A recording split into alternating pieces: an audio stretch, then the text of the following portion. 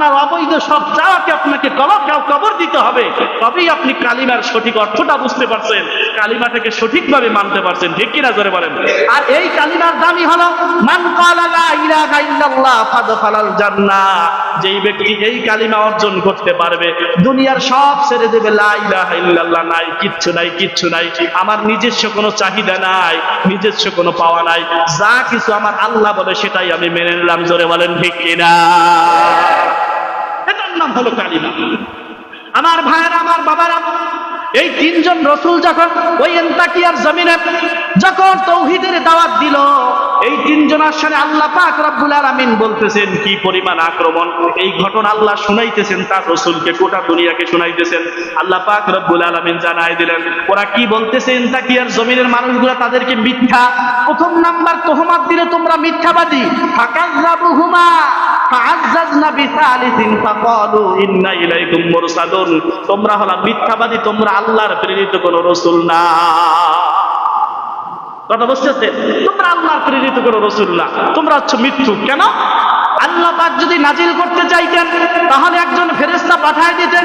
আল্লাহ পাক রব্বুল আলামিন, তোমরা তো সাধারণ আমাদের মতো মানুষ, আমাদের মতো বাজারে চলাফেরা করো, আমাদের মতো খানা খাইতেছো, আমাদের মতো শৌচাগারে যাইতেছো, আমাদের মতো সব কিছু করতেছো, তাহলে তোমরা আমাদের মতো মানুষ, রসুল হও কেমনে?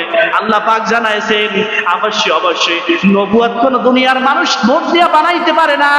আল্লাহ রসুলকে বললো আল্লাহ কেন এত এতিম একটা ছেলেকে নবী বানাইলো, কেন সম্ভব প্রতিপত্তিওয়ালা মানুষকে নবী বানাইলো না, এত গরিব একটা যার বাপও নাই মাও নাই একেবারে নিঃস্ব একটা ছেলেকে নবী বানাইলো।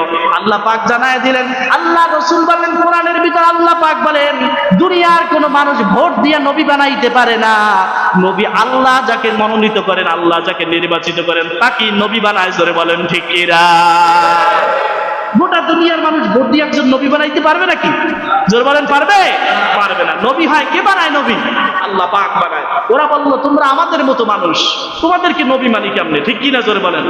এবার আল্লাহ পাক রব্বুল আলামিন কোরআনে বলতেছেন দুনিয়ার ভিতরে সমস্যা, মানুষ বিচরণ করতেছে, মানুষ দুনিয়ায় চলাফেরা করতেছে মানুষ, কাজী তাদের জন্য নবীও বানাইতে হবে মানুষ। জোরে বলেন ঠিক কিনা। একজন ফেরেশতা যদি নবী হিসাবে পাঠাই দেয়, ওই ফেরেশতার জৈবিক চাহিদা নাই, ওই ফেরেশতার ক্ষুধা নাই, ওই ফেরেশতার ঘুম নাই, ও মানুষের জীবিকা নির্বাহের ব্যবস্থা বুঝতে পারবে না। কাজে আল্লাহ পাক রব্বুল আলামিন জানাইছেন দুনিয়ায় বিচরণ করে মানুষ, মানুষদের জন্য আমি একজন মানুষদের মধ্য থেকে একজনকে নবী বানায় দেই। জোরে বলেন ঠিক কিনা। এখানে তিনজনকে নবী বানায় দিলেন। ওরা সর্বপ্রথম নবী গাইদেরকে মিথ্যা